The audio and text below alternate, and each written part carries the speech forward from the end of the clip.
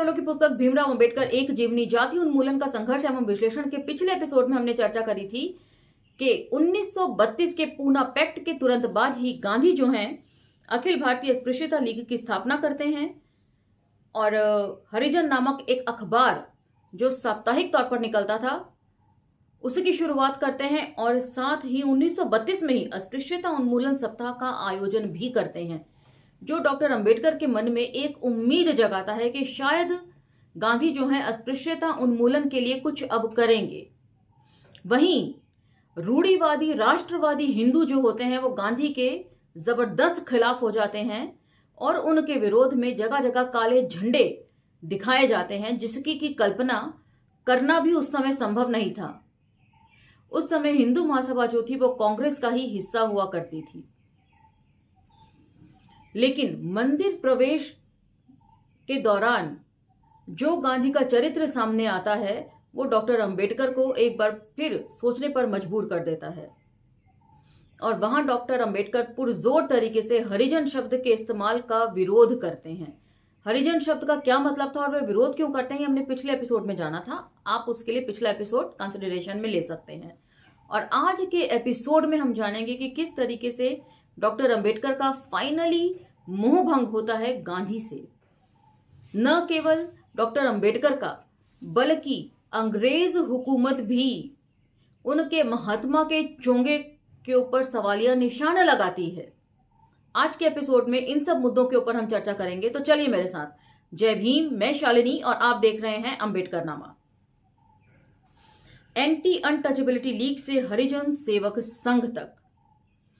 शुरुआत में अंबेडकर ने गांधी की एंटी अनटचेबिलिटी लीग में दिलचस्पी दिखाई थी।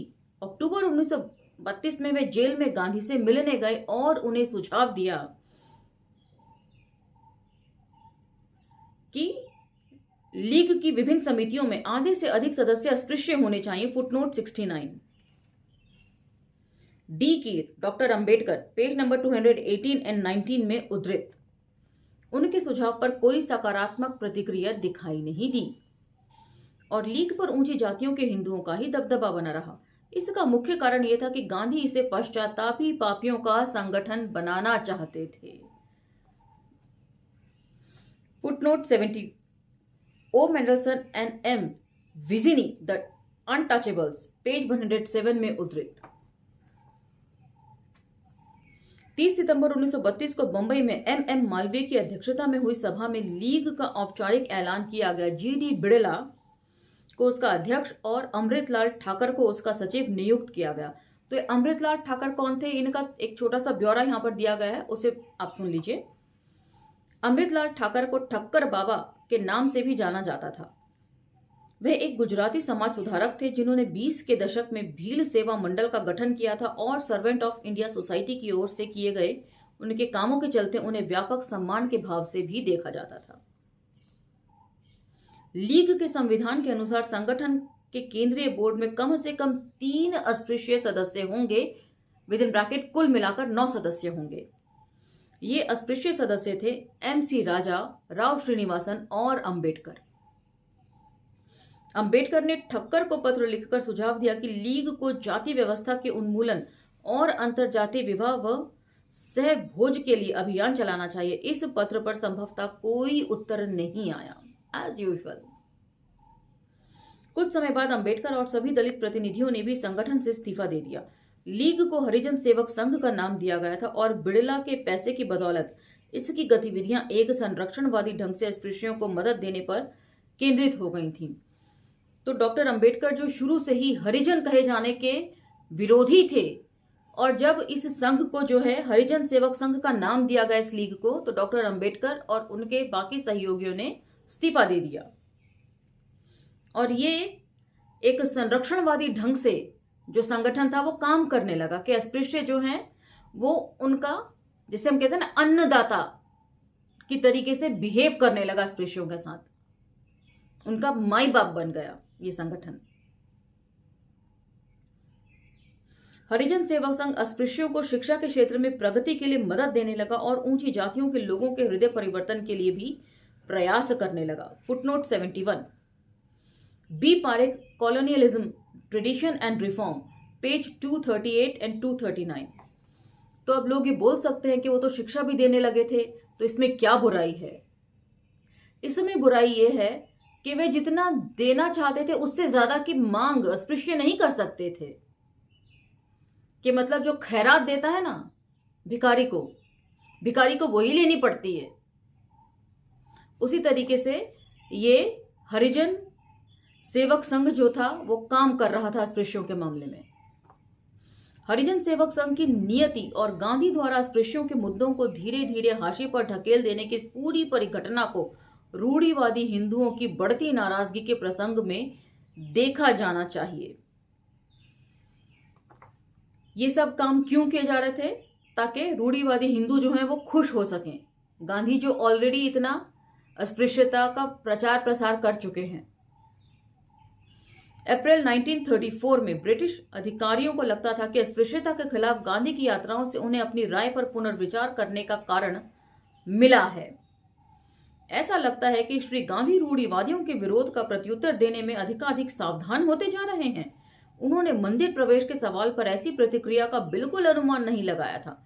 इस यात्रा से कांग्रेस पार्टी को कुछ भी हासिल नहीं हुआ है। फुटनोट 72।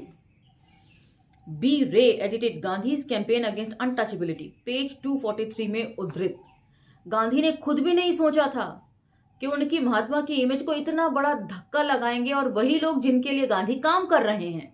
मतलब गांधी का सारा जो कैरेक्टर था उन्होंने झोंक दिया था रूढ़ी हिंदूवादियों को फेवर करने में। लेकिन वही रूढ़ी हिंदूवादी राष्ट्रवादी लोग जो थे वो आज गांधी को काले झंडे दिखा रहे थे जगह जगह पर, क्योंकि वो अस्पृश्यों को मंदिर प्रवेश की बात भी करने लगे थे, उन्हें पढ़ाने लिखाने की भी बात करने लगे थे।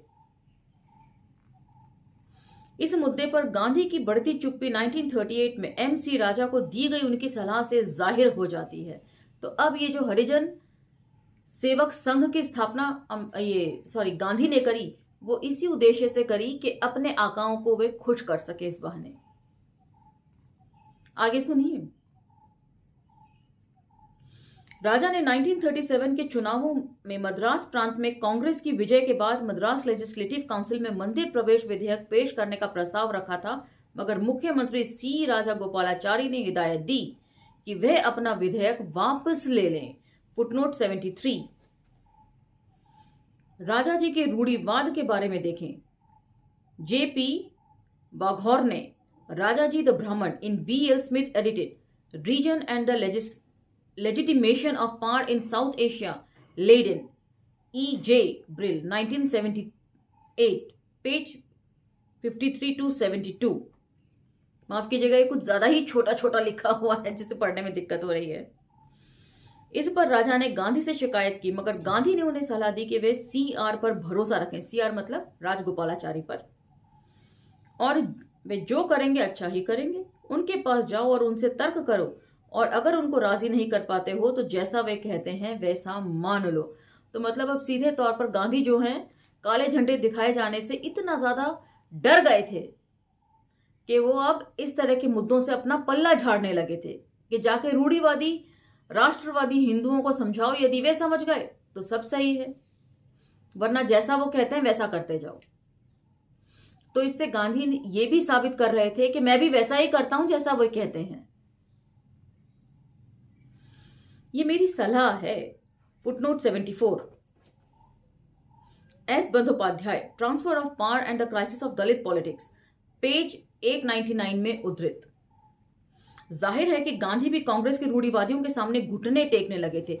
इससे हताश होकर राजा भी जल्दी ही अंबेडकर के पाले में चले गए। अंततः गांधी और अंबेडकर का संघर्ष गांधी की विजय के साथ खत्म हुआ। न केवल सामाजिक यथास्थिति को पूरी तरह सुरक्षित रख लिया गया, बल्कि पृथक निर्वाचक मंडल के माध्यम से अस्पृश्यों के राजनीतिकरण की संभावना भी कमजोर कर दी गई। ये कमजोर की गई है, मगर ध्यान रखिए ये खत्म नहीं हुई है। पूना पैक्ट गांधी की एक निर्णायक सफलता थी, जिसके आने वाले समय में गंभीर निहितार्थ निकलने वाले थे। तो डॉक्टर अंबेडकर का अब जो है वो फाइनली मोह भंग हो जाता है। गांधी के महात्मा की इमेज से, न केवल उनका बल्कि ब्रिटिश हुकूमत का भी। क्योंकि आपको याद होगा जब मैंने भगत सिंह के राजनीतिक दस्तावेज पढ़े थे तो उसमें उनकी जेल डायरी के नोट्स भी मैंने आपको पढ़कर सुनाए थे। उसी में एक नोट था जनरल ओ डायर का, उनके द्वारा लिखी हुई पुस्तक India as I knew it से, जिसमें जनरल ओ डायर ने स्पष्ट शब्दों में लिखा था कि अब महात्मा ने जो है वो महात्मा वाले काम करने बंद कर दिए हैं। भगत सिंह ने सिर्फ इतना ही उतार रखा था, उसके आगे पीछे का क्या रेफरेंस था ये अभी उस बुक को पढ़ने के बाद ही पता चलेगा। उस बुक को पढ़ने के बाद मैं इस रेफरेंस को दोबारा आपके सामने लेकर आऊंगी। पहली बात, सीटों के आरक्षण की व्यवस्था में अस्पृश्यों को अपनी जनसंख्या के अनुपात में राजनीतिक प्रतिनिधित्व मिलने वाला नहीं था। 1935 के गवर्नमेंट ऑफ इंडिया एक्ट में उन्हें नई दिल्ली स्थित उच्च सदन काउंसिल ऑफ स्टेट्स की 56 सीटों में से केवल 7 सीटें ही दी गई थीं। जबकि सेंट्रल असेंबली में, जो कि निचला सदन था उस वक्त, की 250 में से 19 और अलग अलग प्रांतीय लेजिस्लेटिव असेंबली में 1585 में से केवल 151 सीटें ही दी गई थी। फुटनोट 75, प्रांत दर प्रांत विवरण के लिए देखें B.A.V. Sharma, development of reservation policy in B.A.V. Sharma and K.M. Reddy edits reservation policy in India, new Delhi, light and light publishers, 1982, page 15 and 16। तो इस बात को दो जगह से क्रिस्तोफ जाफरलो ने लिया है और ये दोनों ही पुस्तकें आप रेफरेंस में देख सकते हैं। सबसे बढ़कर आरक्षित सीटों की व्यवस्था ने अस्पृश्यों को एक राजनीतिक शक्ति में रूपांतरित करने की अंबेडकर की कोशिश को गहरा धक्का पहुंचाया था। चूंकि अस्पृश्य किसी भी निर्वाचन क्षेत्र में बहुमत में नहीं थे, इसलिए ऊंची और मध्यम जातियों के साथ प्रत्यक्ष और परोक्ष साझेदारी के चलते ऐसे अस्पृश्य उम्मीदवारों का भी चुनाव हो सकता था जिसको खुद अस्पृश्य मतदाताओं के वोट न मिलने वाले हों। इस तरह लोगों को कोऑप्ट करने में कांग्रेस का कोई मुकाबला नहीं था।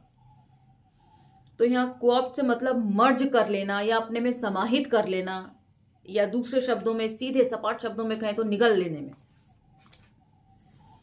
साल 1932-33 की बहसों के बाद तो गांधी ने अंबेडकर की बची खुची उम्मीदें भी जाती रही। हालांकि गांधी उनकी सराहना इसके बाद भी करते रहते थे। 1934 में उन्होंने कराची में विद्यार्थियों को संबोधित करते हुए कहा था, क्या कहा था ये ध्यान से सुनिए, ये गांधी के शब्दों में, with in bracket, doctor Ambedkar का बलिदान अद्वितीय है। वह अपने काम में पूरी तरह डूबे हुए हैं।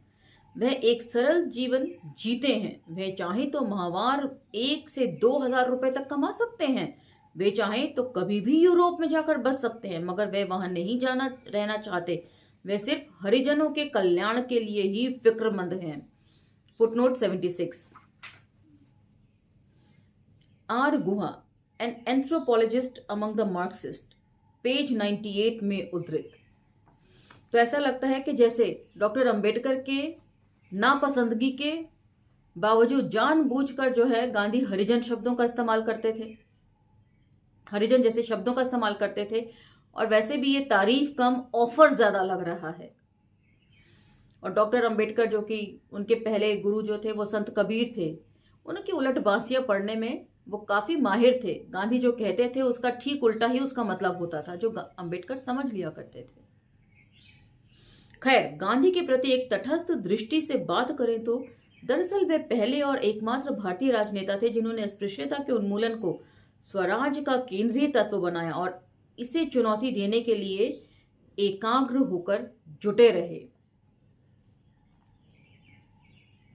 वे अस्पृश्यता का उन्मूलन चाहते थे, लेकिन जाति का उन्मूलन वे नहीं चाहते थे। और डॉक्टर अंबेडकर के विचार जो है बिल्कुल क्लियर थे इस बारे में कि जब तक जाति नहीं हटेगी, जब तक जातियां रहेंगी, तब तक अस्पृश्यता का उन्मूलन किया ही नहीं जा सकता। परिणाम स्वरूप कांग्रेस में बड़े पैमाने पर मौजूद रूढ़िवादी हिंदू प्रायः उन्हें हितकारत की नजर से देखते थे। गांधी को उन लोगों से समझौता करना पड़ता था जिन्हें लगता था कि गांधी जरूरत से ज्यादा तेज दौड़ रहे हैं, दूसरी तरफ अंबेडकर को लगता था कि महात्मा जरूरत से ज्यादा धीमी गति से चल रहे हैं। वे गांधी की कार्रवाइयों से बहुत असंतुष्ट और खिन्न थे। यही रुझान आर्य समाज के मामले में भी दोहराया गया। तो आज का ये एपिसोड यहीं विराम देंगे और अगले एपिसोड में जानेंगे अंबेडकर और आर्य समाज किस तरह आमने सामने खड़े हुए हैं। जाति का विनाश के भाषण के ऊपर भी इसमें उस दौरान चर्चा होगी। तो यहाँ पर एक बात तो स्पष्ट है कि जो रूढ़िवादी हिंदू थे वो गांधी से इसलिए खफा थे कि उन्हें लगता था कि गांधी जो हैं वो धीरे धीरे करके हरिजनों का फेवर ले रहे हैं। क्या जरूरत है उन्हें मंदिर प्रवेश करवाने की, क्या जरूरत है उन्हें हरिजन बुलाने की, भगवान के बच्चे कहने की, क्या जरूरत है उन्हें शिक्षा देने की या उनका संरक्षण दाता होने की। और वहीं दूसरी तरफ अंबेडकर को ये लगता था कि बहुत जल्दी ही जो है ब्रिटिश हुकूमत तख्ता पलट जाएगा उसका, और फिर गांधी के ये जो धीमे धीमे रफ्तार के जितने भी कह सकते हैं प्रोग्राम्स हैं वो धरे के धरे रह जाएंगे। तो अब इस बाबत आपके क्या विचार हैं वो हम मुझे कमेंट सेक्शन में जरूर बताइएगा। अंबेडकर नामा को लाइक शेयर सब्सक्राइब करते रहिएगा। मिलते हैं अगले एपिसोड में, तब तक आज्ञा दीजिए। धन्यवाद।